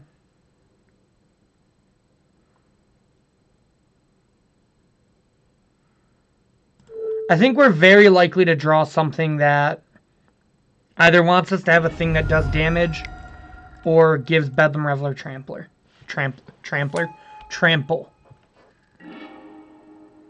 Okay. That's not what any of those things do, but they are all very good cards.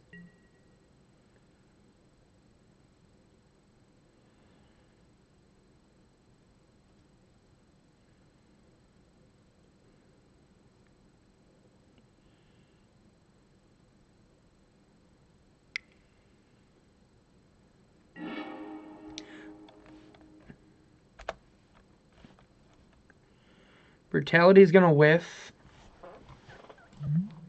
on the look mode, but the drain mode obviously works.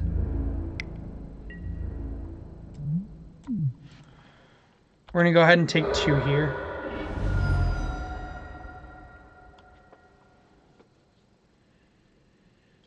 And then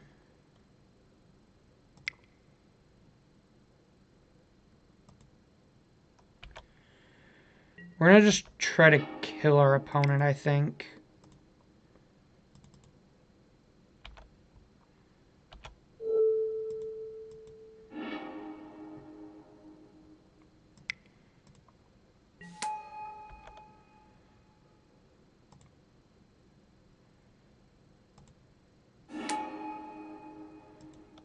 Okay, well, that means that they're dead next turn.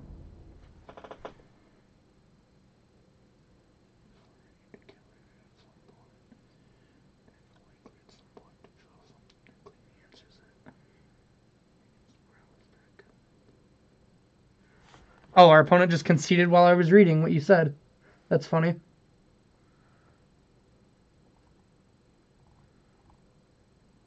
They weren't dead. I wonder why they conceded.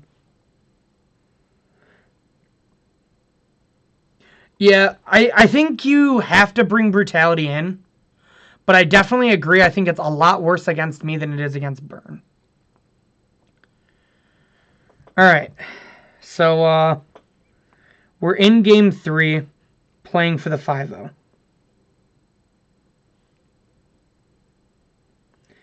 I need all of chat's spirit energy. And I also need your opinions on how I sideboarded. Is mutagenic something we want on the draw? Are any of these other cards things we want? The card I think that I'm most questioning is Lava Spike. But Lava Spike is just 3 damage. So what does chat think? Mutagenic can sometimes be a dead card. Dragon's Claw I don't think matters. Gut Shot I don't think matters. Braids I could see, especially since we've seen Plague Engineer. But I'm not sold. Surgical seem bad. Kaz Return seems bad. And Shenanigans seem bad. So I can kind of see reasoning for Gut Shot. I can see reasoning for a Braid or Mutagenic. I could potentially see reasonings to cut Spikes. I don't know the correct number of Mutaverse Spikes you want to play in the post-board games. I think how you board it is very reasonable. Yeah, I think it's fine. I just really don't know between Mutagenic and a Braid after seeing Plague Engineer. If I didn't see Plague Engineer, I think a Braid's a pretty easy not bring in. And Plague Engineer wasn't that annoying. So I think a Braid's fine. But I don't know between Spike and Mutagenic. Yeah, I think we're going to try this. I'm really interested on the Mutagenic thing. I'd love to talk to a bunch of people and see what their thought is on it. This hand is risky for the fact that it's one lander, but it's very discard spell proofed. So I'm going to definitely keep it.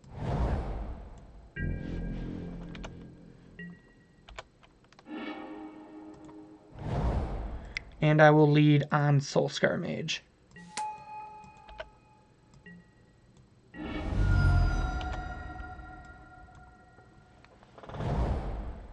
Not even getting a basic. No respect.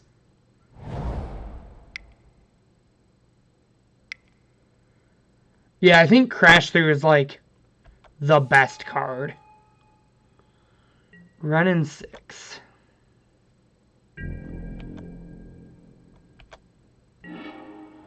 Okay, that's pretty good.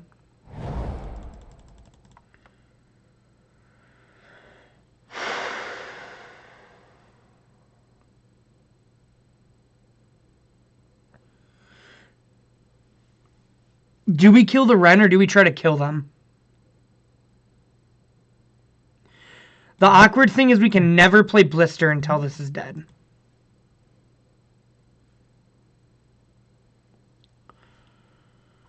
So we can play Swift Spear, put them to 16, kill Ren.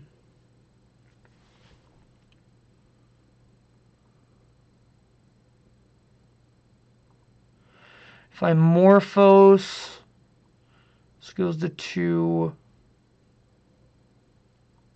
That doesn't do anything. If we Morphos, play this, Spike, attack, it means Ren has to trade with the Blister Coil.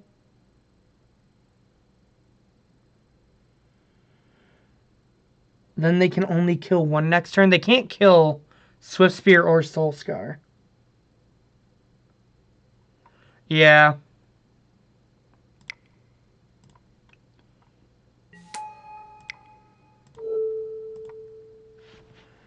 I think I agree that we just want to get the Ren out of here. Feels really bad, but I think it's what we have to do.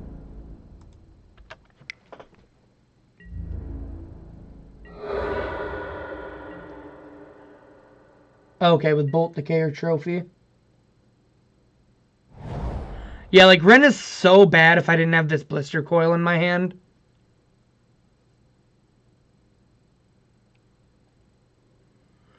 That's why I was almost debating if going like Morphos, spike you, play coil, play weird, attack Ren down to 1 was better. But I don't think it is.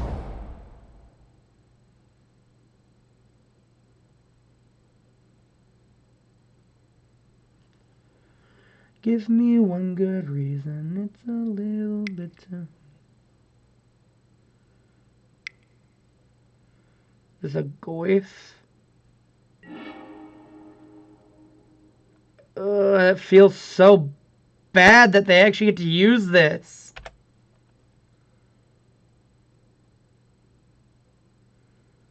Yeah. It feels so bad that they're getting anything out of this brutality.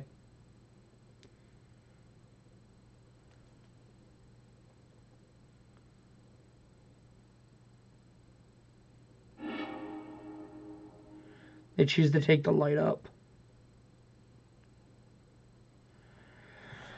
Alright, so I think we just play Blister Coil.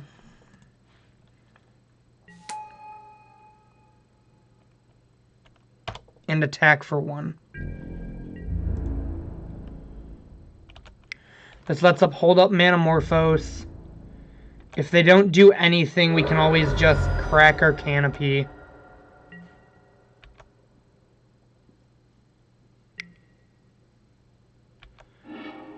Weird that they chose to take the 1, but okay.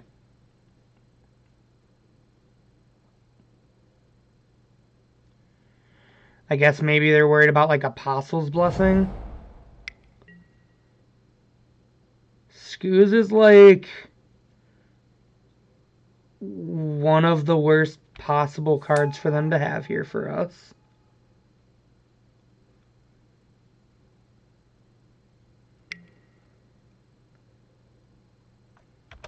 There's unfortunately nothing we can do about that. Yeah, we need to try to draw a Bolt here. You are not good here, Blood Moon. You're like fine, I guess.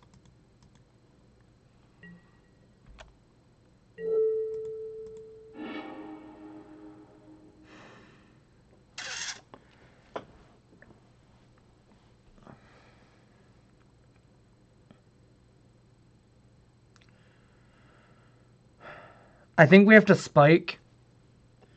This Blood Moon is actually kind of worse for us at this point.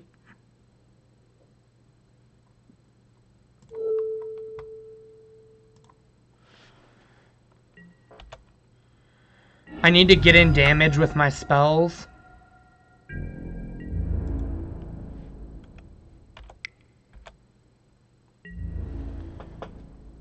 If they take the trade here, I'm like beyond happy. They don't, they go to 9, which is fine. We really want to rip a land off the top for this Hazoret.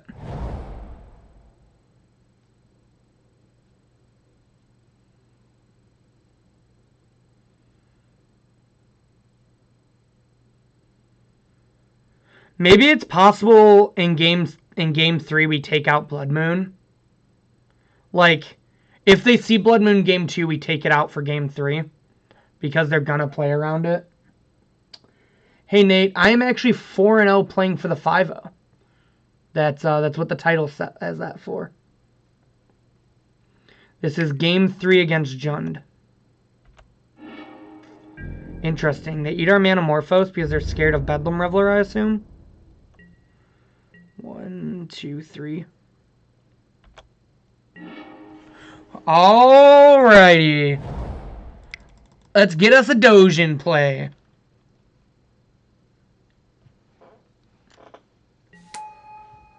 Tell her I said hi as well.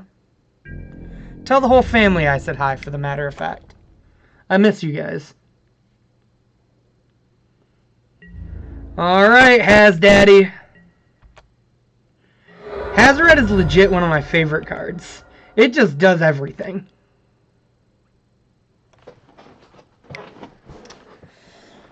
Alrighty.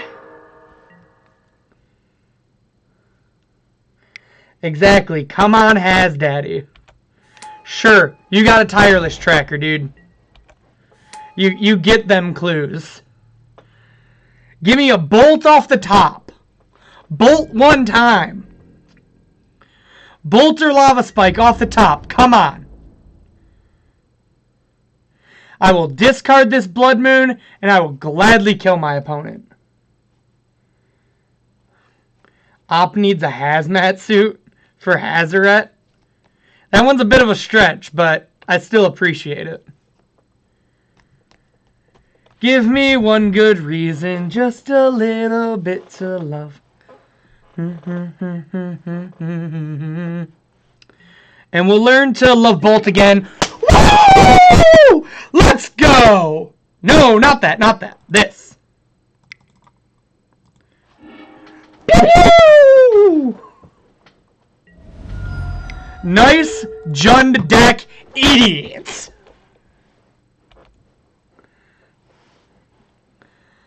Let's go! And that is how you call your shots. You crack that clue, opponent.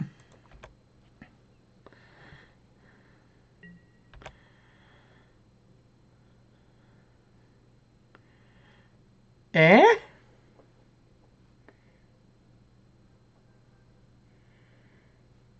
Eh?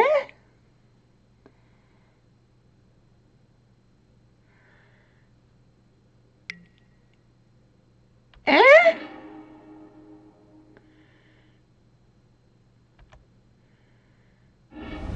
Yeah! Let's go! We did it. I gotta send a picture to the stream chat. We did it. Another 5-0 on stream.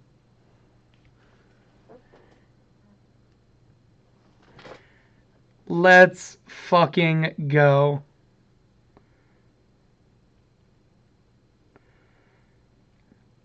God, I fucking love this deck and I love this list.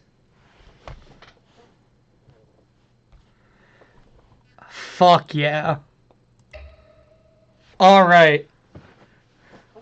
Post 5-0 wrap up, which by the way, if you guys are not following this channel, if you want to see great content like this, make sure you follow our channel. On top of that, you will be entered into all of our giveaways that we do each month.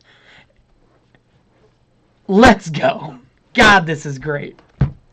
As for the deck, I'm in love with this list. Like, I've been working on this deck for a little bit now.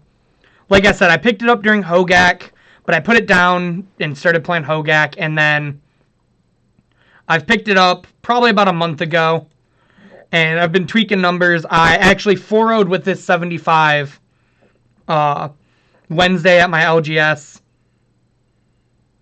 and yeah, I really love like pretty much every card.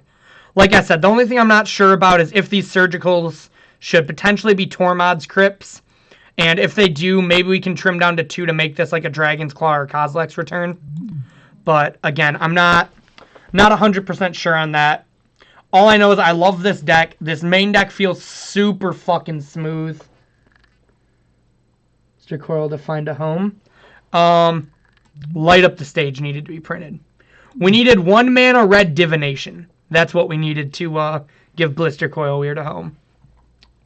Hazaret, originally what I thought was maybe going to get cut for something like a Saheeli, has easily became my favorite card in this whole entire 75. I love Hazaret. Shrines are great. Dragon's Claws didn't come up. Blood Moons were great in Game 2. You know, just... Honestly, if you want to play aggro in Modern right now, I recommend this deck over anything else. I think this is by far the best aggro deck in Modern right now. What matchup do you bring Surgical in? In this league, I brought it in against Storm, but you also bring it in against Dredge because you don't really care about Dredge's creatures, which is why I decided on Surgical. You care about their creeping chills. You'll be able to beat their creatures because they can't block or they enter tapped, but you can't really beat them creeping chilling you like twice. But Tormod's Crypt might just be able to buy you enough time, and it also would be better against Storm and like the weird situation we were in like games 2 against them.